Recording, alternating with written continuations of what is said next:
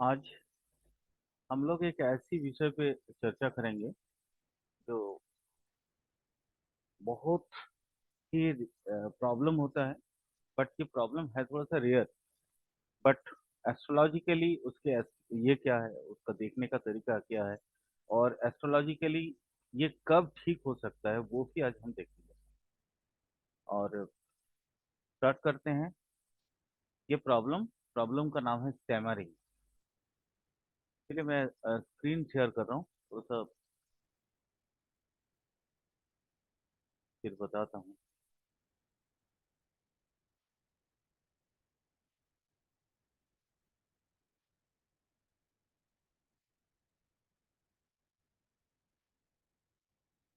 Screen दिखता है?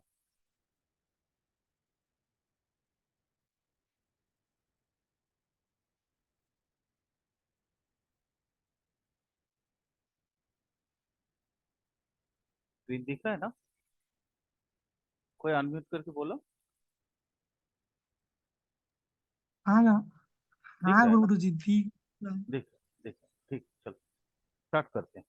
Actually पहले थोड़ा सा समझ लेते हैं व्हाट इज स्टैमरिंग, प्रॉब्लम होता क्यों है। ठीक है, ये मेजर प्रॉब्लम है और बहुत ज्यादा ही प्रॉब्लम हाँ, है। जी। हम्म। मेरा एक दो लोग भी स्टैमरिंग करते हैं। मैं उनको ये दिखा सकता हूँ कि नहीं, वो लिंक सेंड करके। आराम से ये वीडियो जो है जैसे ग्रुप में आएगा तो उनको दे देना। ठीक है, और कैसे वो कब ठीक होगा वो भी हम अभी कुंडली प्रैक्टिकल करेंगे। एक्चुअली स्टैमरिंग होता क्या है, पहले वो चीजें के समझते हैं और इसका कारण क्या है। एस्ट्रोलॉजिकली किस तरीके से हम समझ सकते हैं कि स्टैमरिंग होता है या नहीं होता है। एक्चुअली कुछ पहले फार्मूला को देख लेते हैं। प्रोफेसर कृष्णमूर्ति का जो फार्मूला है वो क्या है, सेकेंड कास्ट का जो सबलॉर्ड है। क्योंकि सेकेंड हाउस क्या बोला जाता है, स्पीच, ये आपने पढ़ा हुआ। और अगर कालपुरुष की कुंडली देखें तो कालपुरुष का सेकेंड कास्ट कौन सा होता है, सेकेंड हाउस कौन सा होता है, टॉरस होता है ना? टॉरस होता है ना? और टॉरस बेसिकली थ्रोट को रूल करता है। टॉरस जो है ये गले को ये नियंत्रण करता है, नियंत्रण। और इसका टॉरस का देखो डायरेक्ट सेवेंथ हाउस कौन सा है, स्कॉर्पियो। ये टॉरस के साथ स्कॉर्पियो का ना एक बहुत अच्छा एक सिंपैथेटिक रिलेशंस होता है कालपुरुष कुंडली में। ठीक है, और आपने देखा होगा, ये इसलिए बता रहा हूं क्योंकि स्कॉर्पियो क्या है बेसिकली, वो जेनरेटिव ऑर्गन्स को करता है ये। और टरस करता है थ्रोट को। तो आपने देखा होगा क्या कि अ, हमारे एक बच्चों में होता है ना पुबर्टी। पुबर्टी समझते हो ना? जब वॉइस चेंज होता है लड़कों में प्यूबर्टी के समय, मतलब जैसे किशोरावस्था जैसे आ जाता है तो वहां पे एक वॉइस का उसका माने चेंज चेंज देखने को मिलता है। और ये कारण क्या है, कारण यही है कि टॉरस और स्कॉर्पियो उसके पीछे मेन रोल प्ले करते हैं। तो स्टैमरिंग अगर देखेंगे तो कालपुरुष कुंडली को हम अवॉइड नहीं कर सकते हैं। यानी आपके जो भी है, मैं केपी अकॉर्डिंग टू केपी बता रहा हूँ, अकॉर्डिंग टू वैदिक जो भी आप देख रहे हैं जिस तरीके से देख रहे हैं, लेकिन कारपुरुष की कुंडली को हम अवॉइड नहीं करेंगे। इस रूल को हमेशा याद रखेंगे। सबसे पहले हम देखेंगे कि टॉरस और स्कॉर्पियो, वृश्चिक राशि और वृषभ राशि, ये आपका आपके लिए कितना एप्लिक्टेड है, बेनिफिक कितना है या मेलिफिक कितना है, कितना एप्लिक्टेड है या कितना एप्लिक्टेड है, ये देखना जरूरी है। क्योंकि टॉरस जो राशि है ना वो आपके स्वर, गले का जो लैरिंक्स होता है, जहां से हम बात करते हैं, ये स्वर यंत्र जिसको बोलते हैं, गला का, वो रूल करता है। इस चीज को देखिएगा, इसको समझिएगा। टॉरस जो है ना, लैरिंग्स का स्वामी है। यानी टॉरस में अगर किसी मैलिफिक ग्रह की दृष्टि पड़ जाए, या उसका किसी मैलिफिक ग्रह के साथ टॉरस टॉरस में अगर कोई कास्ट पड़ा है, तो इस कास्ट के साथ अगर हम देखेंगे, सेकेंड हाउस को भी हम देखेंगे, वो भी प्रैक्टिकली में आपको, हम लोग को समझाएंगे कि किस तरीके से वो हम देखेंगे। लेकिन मुद्दा मैटर ये है कि लैरिंग्स का जो रूलर है वो है टॉरस। और मार्करी क्या चीज गवर्न करता है? मार्करी बताता है हमारी ये लैरिंग्स के अंदर, जब अंदर से ये 8 लाख रुपए गयो श्वास जब लेता हूं हम लोग, सांस ये छोड़ते हुआ हैं, षड्यंत्र में, म्यूट कर लो, अकेला था बाबू म्यूट कर लो, हजुर म्यूट अहिले म्यूट पढाउनु जान्छ अब आइएस पढाउँछ कि त्यो और मार्करी इस एयर को गवर्न करता है, जो स्वर यंत्र में जहां वाइब्रेट होके वोकल कॉर्ड में जहां से वाइब्रेट होता है, और वो बिल्कुल मतलब स्वर यंत्र को हिला हिला के, जैसे आवाज या हम जैसे एक एक शब्द, एक एक ध्वनि जो निकालते हैं, है ना, तो ये सारा चीज वहीं से आता है। एक एक वर्ड की जो माने आउटबर्स्ट होता है, वो थ्रो लैरिंग्स में, जब उसकी एयर एयर जाके वो प्रॉपरली वाइब्रेट हो पाता है। जैसे देखो, सब में वाइब्रेशन लैरिंग्स पे है। ई, हाँ, ए, बी, वगैरह वगैरह। तो एक एक चीज, कोई भी साउंड, जैसे ओम, वो भी देखो लैरिंग्स पे जाके, स्वर यंत्र में जाके एयर टकरा रहे हैं। और इस टोटल एयर को गवर्न करता है मरकरी, बुध ग्रह, बुध नामक ग्रह। इसलिए बुध का अवस्थान या बुध का बेनिफिक या मेलिफिक देखना आपके लिए बहुत आवश्यक है, जब आप किसी किसी के कुंडली में स्टैमरिंग को देखते हैं। अगर मार्करी क्या बोलते हैं, अगर आपके एफ्लिक्टेड हो जाएं, या किसी भी प्रोस्पेक्टस, चाहे एस्पेक्ट से हो या कॉन्जंक्शन के थ्रू हो, या उसके किसी भी ऐसा कोई प्लेनेट के साथ कनेक्टेड हो जाए जो 6 8 12 से कनेक्टेड है, तो फिर आप समझ लीजिए मार्करी आपके लिए बेनिफिक नहीं है, मेलिफिक है। तो इस अवस्था में आपके जो स्टैमरिंग होगा वो होने का चांसेस बहुत ज्यादा बढ़ जाता है। एक्चुअली क्या है, क्यों है ना, यहाँ पे देखिए मैंने एक लाइन लिखा हुआ है।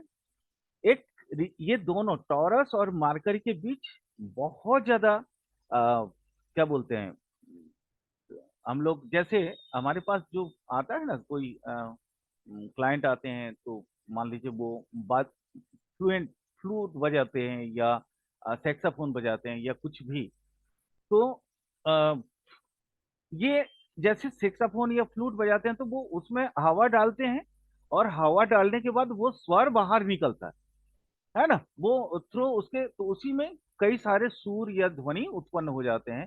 हाँ, कुछ कभी कभी मतलब जैसे वहां पे सारे गामा वगैरह जो भी है वो बजते रहता है। इसी तरह का हमारी ये लैरिंग्स जो है ना, वैसा ही इंस्ट्रूमेंट है, यूं समझ लीजिए। हमारी ये लैरिंग्स वैसे ही इंस्ट्रूमेंट है, और बजाने वाला कौन है? मरकरी है। किसके थ्रू? थ्रू एयर, एयर के थ्रू। क्लियर है? बात क्लियर हो गई? समझ में आ गया? देखिए, अगर किसी का टॉरस, वृषभ राशि अगर अच्छा है, बहुत बेनिफिक है, तो उसका जो वोकल कॉर्ड होगा वो बहुत अच्छा होगा, और वोकल ऑर्गन बहुत गुड कंडीशंस में होगा। कैसे, कब, कितना बात करेगा या नहीं करेगा, और ये हम लोग देखेंगे, सेकेंड कास्ट की सबलॉर्ड के थ्रू देखेंगे। लेकिन सबसे पहले तो ये समझना जरूरी है कि टॉरस, क्योंकि टॉरस जो है लैरिंग्स का मालिक है, और मार्करी उसमें एयर पासेस करवाता है। तो मार्करी और टॉरस के बीच की रिलेशंस, मैंने बोला पहला ही वर्ड बोला था कि स्कॉर्पियो और ये टॉरस जो है ना, एक दूसरे की बहुत संप्रेषित होते हैं। ठीक है। तो इस अवस्था में देखेंगे स्कॉर्पियो का भी कंडीशंस देखेंगे, क्या वो भी तो एफ्लिक्टेड नहीं है, वो भी देखना जरूरी है। और ये दोनों ही अगर एफ्लिक्टेड नहीं है तो समझ लीजिए आपका स्टैमरिंग का प्रॉब्लम नहीं होगा। जैसे मैं कभी कभी बात कर रहा हूँ, आप देखे होंगे कभी कभी बातें ना स्लीप हो जाता है, वर्ड्स अब जैसे स्पीडीली बोलते हैं तो वर्ड्स कभी कभी स्लीप होता है। और ये क्यों होता है मैं वो भी आपको बता सकता हूँ, बिकॉज अब मेरे सेकेंड हाउस में सैटर्न है। तो सैटर्न होने की वजह से ये ना डिले करता है। मैं जो वर्ड दे रहा हूँ, जो चीजें बता रहा हूँ, ये कुछ माने कोई नैनो सेकंड भी हो सकता है, वो डिले करवा देता है। तो यहां से भी इसलिए बार बार बोल रहे हैं कि कालपुरुष कुंडली को भी देखना या समझना बहुत जरूरी है अगर आप एडवांस एस्ट्रोलॉजी को समझना चाहते हैं, क्योंकि ये बेसिक एस्ट्रोलॉजी नहीं है, ये बहुत ज्यादा एडवांस एस्ट्रोलॉजी है। और एडवांस एस्ट्रोलॉजी में बेसिकली चीजों को कंबाइन करना, एक दूसरे के साथ, ग्रहों के साथ। हाँ भाई, ये रहा तो एक म्यूट करो ना आकाश, म्यूट कर दो। क्या है कि एडवांस एस्ट्रोलॉजी बेसिकली है क्या चीज, जहां पे हम हर चीज का ख्याल रखेंगे। कालपुरुष कुंडली के साथ कुंडली यानी राशि के साथ कुंडली का मैचिंग, कास्ट के साथ कुंडली का मैचिंग, सब लॉर्ड, स्टार लॉर्ड और साइन लॉर्ड, ये तीनों को जब हम कंबाइनली देखेंगे तो जो रिजल्ट निकल के आएगा दैट इज प्रेडिक्टिव। इसीलिए केपी को बोला जाता है बहुत पिन पॉइंट में जाके प्रेडिक्शन दे सकता है केपी एस्ट्रोलॉजी। केपी एस्ट्रोलॉजी का फैन ऐसे ही पूरा दुनिया नहीं बन रहा है, बनने के पीछे कारण ही है।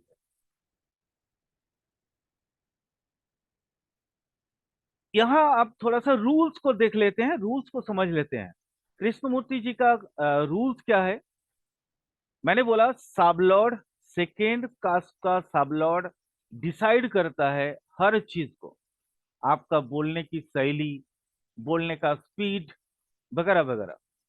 तो इस रूल को थोड़ा सा समझ लीजिए। सेकेंड कास्ट अगर मार्करी है, सेकेंड कास्ट का साबलॉर्ड अगर मार्करी है तो आप ना बहुत ज्यादा बोलेंगे। ये आप लोग कुंडली देख के मैच कर सकते हो।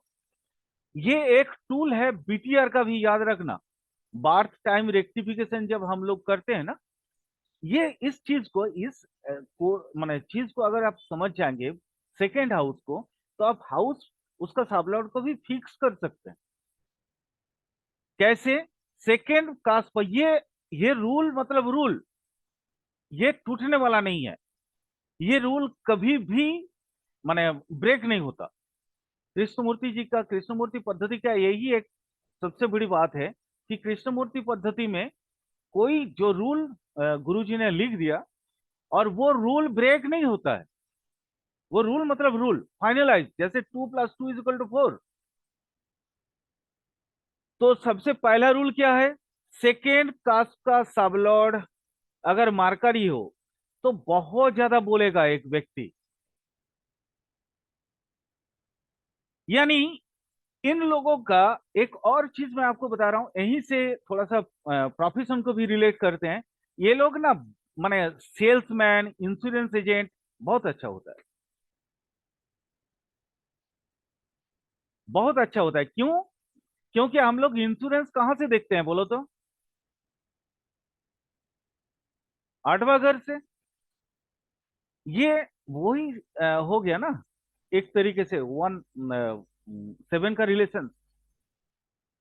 और 1-7 में चाहे कितनों भी माने ओपोनेंट्स क्यों ना हो, तो एक बिल्कुल जैसे दोनों स्पाउस 7 होते हैं, जैसे दोनों स्पाउस में एक एक अटूट बंध होता है, वैसे एक दूसरे की जो सेवेंथ हाउस होते हैं वो भी एक दूसरे की संप्रेषित करते हैं, इतना याद रखना।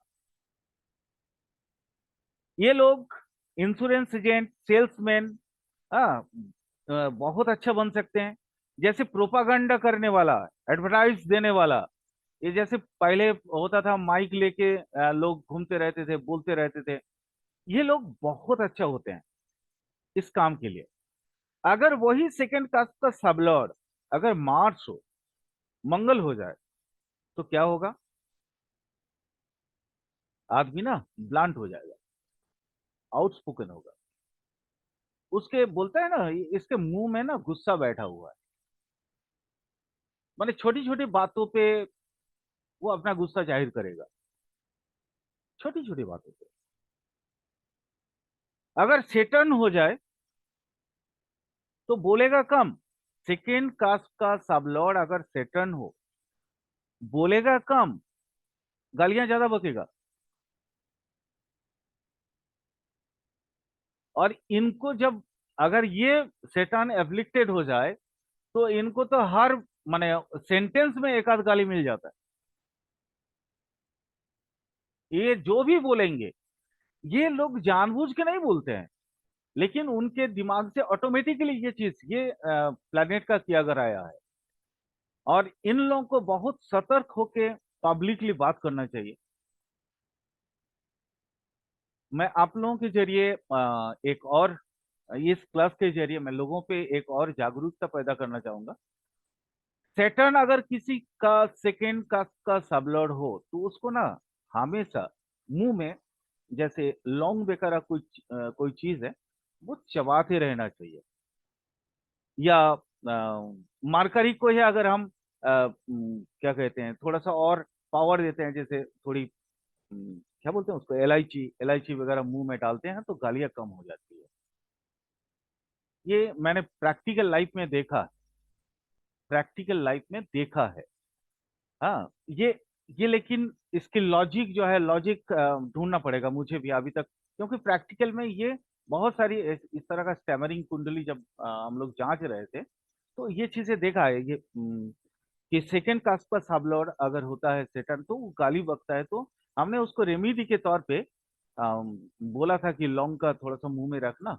एक्चुअली इसका लॉजिक मेरे लिए यह लॉजिक था कि वो चबाएगा तो कॉन्सियसनेस उसकी जो है वो कॉन्सियस रहेगा कि वो कुछ चबा रहा है, तो गालियां या बाकी भाषाओं पे उसकी कुछ ना कुछ पकड़ रहेगी।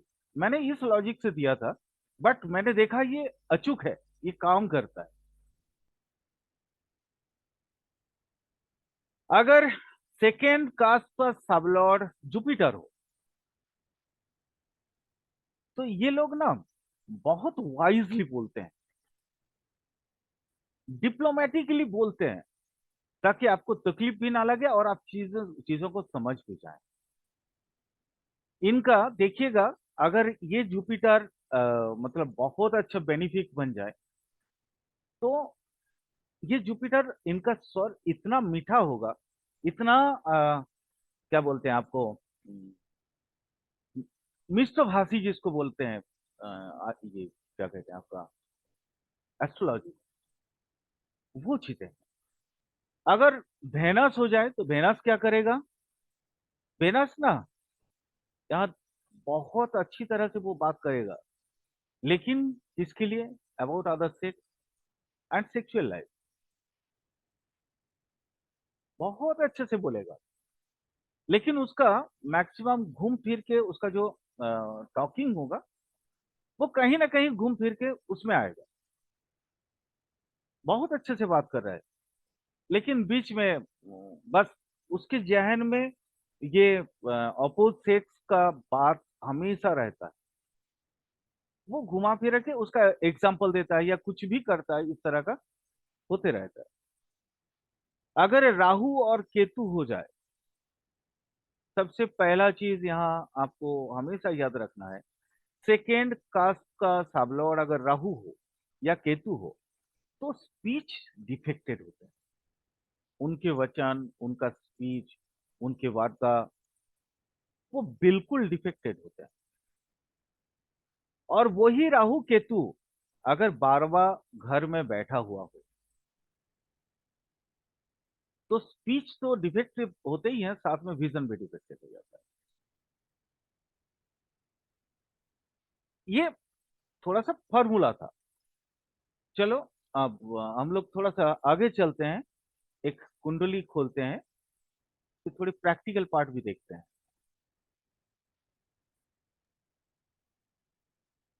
थोड़ा प्रैक्टिकल पार्ट इसको मेरा करें। बोलो। मेरा को कुंडली दिखिए ना। हाँ, आपका भी लेंगे, एक और कुंडली है वो भी लेंगे। एक कुंडली ऑलरेडी बना हुआ है यहाँ पे। देखिए, ये एक कुंडली है। इस कुंडली को मैंने इसलिए लिया क्योंकि ये कुंडली बहुत टफ है, इसको समझना बहुत टफ है, इसलिए इस कुंडली का लेना मेरे लिए बहुत जरूरी था।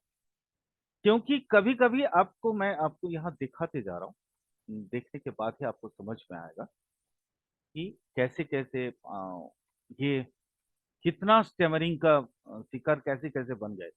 वास्तव में यहाँ देखो, ये सेकेंड कास्ट का सबलॉर्ड जो है केतु है। क्लियर है ना? कार साथ दिख रहा है तो सेकेंड कास्ट का सबलॉर्ड केतु है। केतु मतलब राहु केतु। मैंने क्या बोला अभी थोड़ी देर पहले कि राहु केतु अगर आपका सेकेंड कास्ट का सबलॉर्ड बनता है तो स्पीच में डिफेक्टिव स्पीच उसका होता है, या डिफेक्ट इन स्पीच बोल सकते हैं। यहां देखिए, केतु है तो डिफेक्ट इन स्पीच। लेकिन सबसे मजेदार चीज देखिए, इसका सेकेंड कास्ट कहां से शुरू हो रहा है? 26 डिग्री से। राहु कहां बैठा है? 21 डिग्री, 8 डिग्री का अंदर है देखिए, है ना? 26 डिग्री से सेकेंड कास्ट स्टार्ट हो रहा है, याद रखना।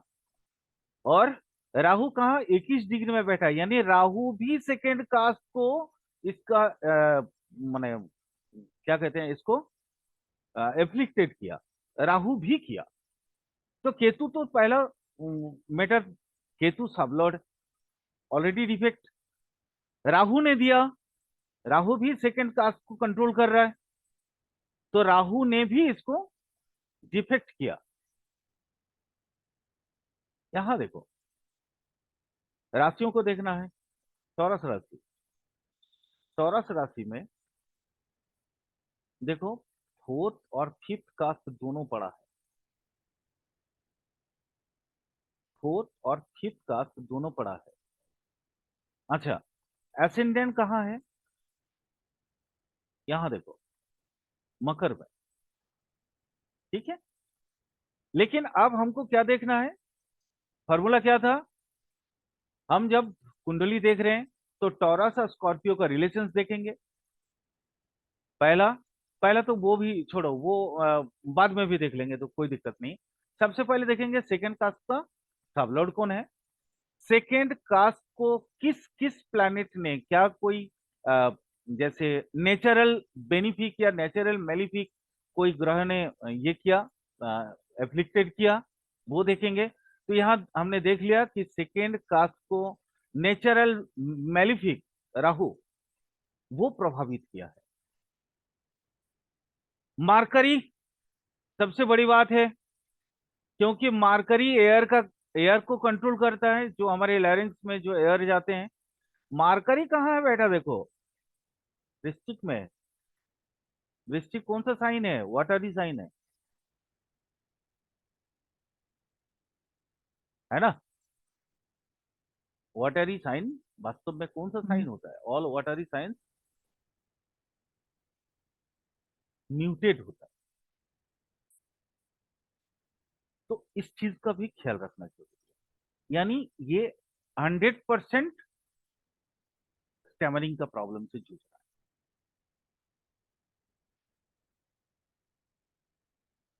केतु ने मार्स को भी ये यहाँ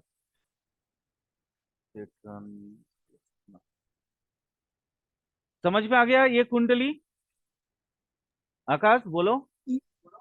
एक मुझे डाउट था गुरु जी। ये बोलो। आपने कहा ना, ये मरकरी, ये अर्थ साइन है। अर्थ साइन और वाटर साइन में तो अच्छा होगा ना, वो तो फ्रेंड साइन है ना, ऑर्थर नहीं नहीं नहीं नहीं नहीं नहीं, वाटर तो मार्करी मैंने क्या बोला, एयर वाटर को, जाएगा तो उधर उस एयर को कंट्रोल करता है। हाँ, लैरिंग्स में वाटरी में ठीक जाएगा। है। वाटर साइन क्या है? ये voice sound, voice sign, mute sign पढ़े नहीं हो क्या? याद नहीं है?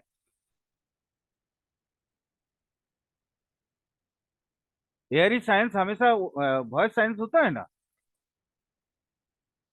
मैं यहाँ राशि तत्व की बात नहीं कर रहा हूँ, वॉइस साइन या म्यूट साइंस उसकी बात कर रहा हूँ।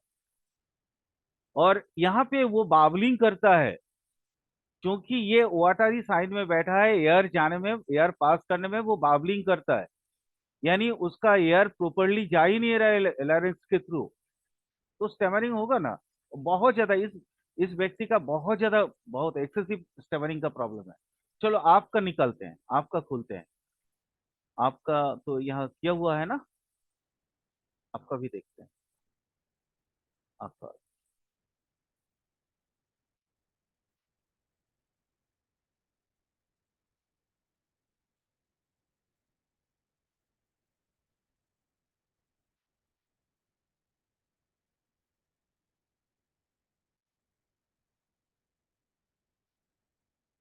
आकाश, आप बताओ आपकी कुंडली से, क्योंकि एक ऑलरेडी मैंने आपको करवा दिए है ना।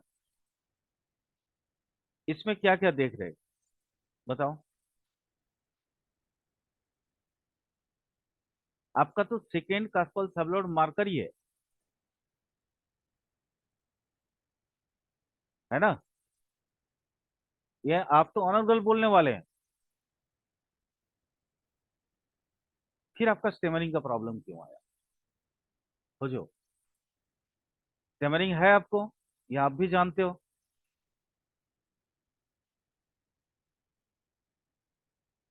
बताओ, बताओ, कुछ तो बताओ। इतने दिनों से पढ़ रहे हो एस्ट्रोलॉजी, कुछ तो बताओ। पूरा फार्मूला, फार्मूला फिर से दे दूं क्या? फिर से बता दूं?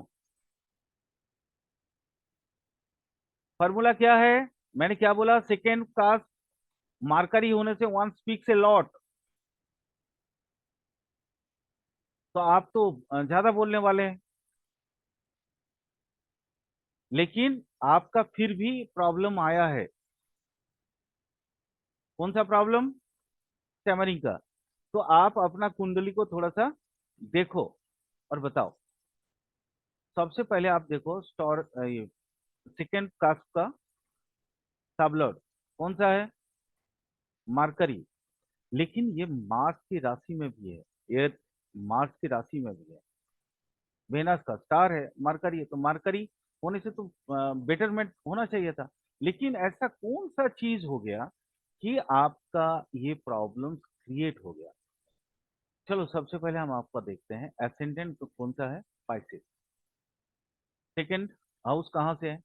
एरिस का 24 डिग्री, एरिस का 24 डिग्री 30 मिनट, है ना। Third house 21 degree. देखो 24 डिग्री से 6 डिग्री जाएगा तो कौन सा आएगा?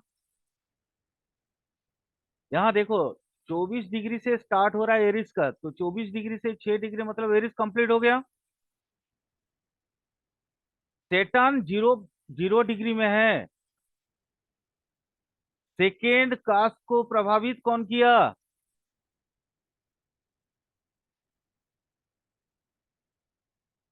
सेटर्न, सबसे पहला। समझ में आ रहा है? 24 डिग्री, 24 डिग्री से मैंने क्या बोला, 8 डिग्री के अंदर अंदर है या नहीं देखना है। तो 24 डिग्री 30 मिनट से ये कास्ट, सेकेंड कास्ट शुरू हुआ एरिस का। 24 डिग्री से 6 डिग्री जाएगा तो एरिस पार पार कर जाएगा और टॉरस में आ जाएगा। तो टॉरस राशि में खुद सैटर्न बैठा है। टॉरस राशि को माने राशि में, तो राशि को तो प्रभावित कर ही दिया सैटर्न ने, और सेकेंड हाउस को भी प्रभावित कर दिया सैटर्न ने, 8 डिग्री के अंदर रह के। मार्करी का देखो, मार्करी अपनी ही राशि में, वृश्चिक को देखो, वृश्चिक और टॉरस के बीच में क्या रिलेशन आ रहा है वो दिखाओ। देखो, क्योंकि आपका कुंडली भी मैंने देखा हुआ है इसलिए इतना फटाफट बोल पा रहा हूँ।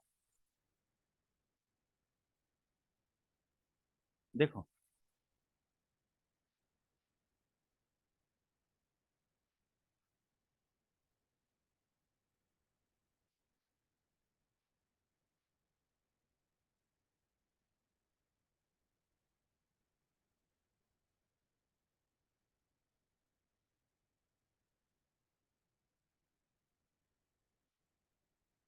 लेकिन कौन सा कास्ट है? दूसरा खोल गया ना, एक मिनट। प्लैनेट टू, ये देखना, प्लैनेट टू, प्लैनेट, हाँ, यहाँ देखते हैं।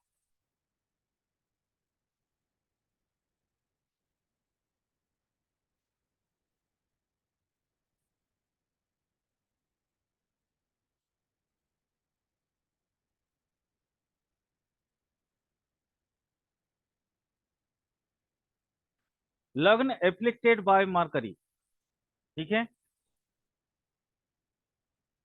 लग्न जो है वो एफ्लिक्टेड बाय मरकरी। कास्ट भी देखेंगे, कास्ट देखना बहुत जरूरी है। केतु को देखो,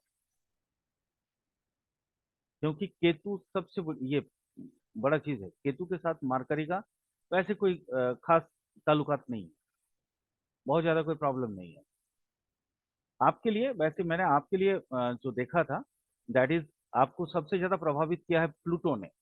क्योंकि हम एडवांस एस्ट्रोलॉजी में ये चीज पढ़ाएंगे कभी, या प्रोफेशनल एस्ट्रोलॉजी कभी अगर मेरे से पढ़ोगे, तो प्लूटो, प्लूटो एक ऐसा ग्रह है, जिस ग्रह के साथ, जिस ग्रह का उसका अगर दृष्टि में आता है, हाँ, तो वो उस ग्रह का सत्यानाश कर देता है। प्लूटो मतलब केतु से भी खतरनाक ग्रह है। प्लूटो जिस घर में बैठता है उस घर को खत्म कर देता है। तो यहाँ बेसिकली मैं इसीलिए आपके ये लाइव कुंडली मैं इसलिए लिया, क्योंकि आपके यहाँ देखो नॉर्मली यहाँ पे प्रॉब्लम्स बहुत ज्यादा कुछ नहीं मिल रहा है। आपके कुंडली को अगर देखा जाए तो सिर्फ दो तीन जगह ही प्रभाव है। यानी आपका प्लूटो सबसे ज्यादा डिस्टर्ब किया, प्लूटो को ठीक किया जा सकता है, यानी आपका स्टेमरिंग का प्रॉब्लम ठीक हो सकता है। आपके डीबीओ को देखो, डीबीओ देखो, देखने के बाद आपको समझ में आएगा। राहु, अभी राहु का दशा चल रहा है। राहु देखो 2 4 1 10 दिया है। तो राहु के दशा में राहु 2 को एफ्लिक्टेड, 2 का ऑलरेडी कारक ग्रह है, और नेचुरली राहु की दशा में आप ठीक नहीं हो पाओगे। बट जैसे राहु का दशा चेंज होगा, जुपिटर आएगा। जुपिटर देखो, ये बेनिफिक होके टॉरस को इफेक्टेड किया, टॉरस साइन में है, और वो 2 दिया, यानी जैसे ही जुपिटर का आपका दशा आएगा, आपका स्टेमरिंग का प्रॉब्लम धीरे धीरे चल जाएगा। लेकिन उसके लिए आपको कुछ व्यवस्था करनी है। व्यवस्था इन द सेंस, थोड़ी सी सलाह लेना पड़ेगा किसी वैद्य से, क्योंकि जुपिटर का साल लॉर्ड स्थान है। तो स्थान की शरण में, डॉक्टर की शरण में जाओगे तो ये प्रॉब्लम सॉल्व हो जाएगा। यानी जुपिटर कब आ रहा है? जुपिटर कब आ रहा है आपका?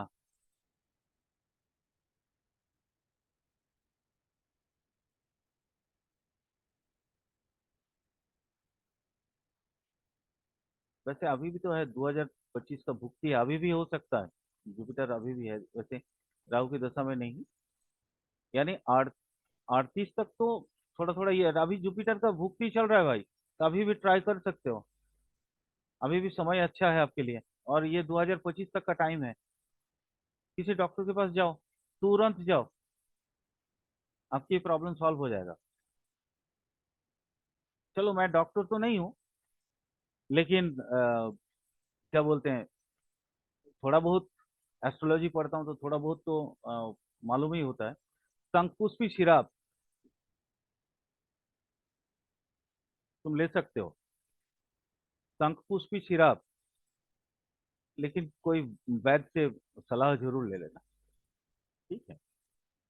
आप डायरेक्ट मेरी बात से मत लेना।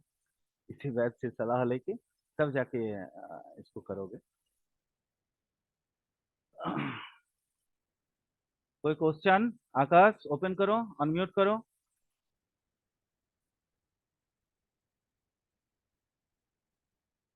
अच्छा, स्क्रीन शेयरिंग स्टॉप कर दे रहे हैं।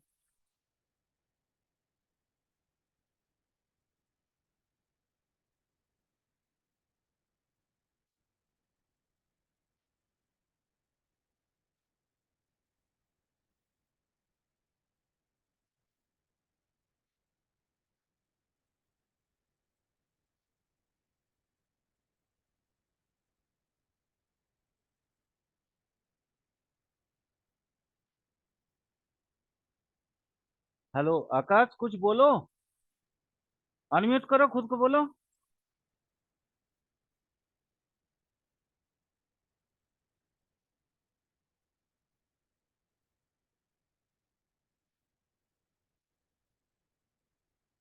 ठीक है, चलो कोई बात नहीं।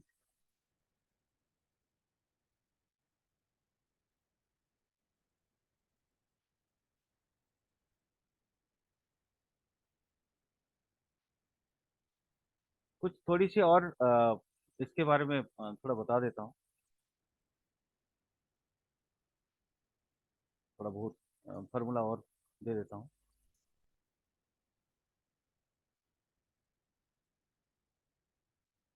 जुपिटर वास्तव में बहुत ही शुभ ग्रह माना जाता है, इसको नेचुरल शुभ ग्रह माना जाता है।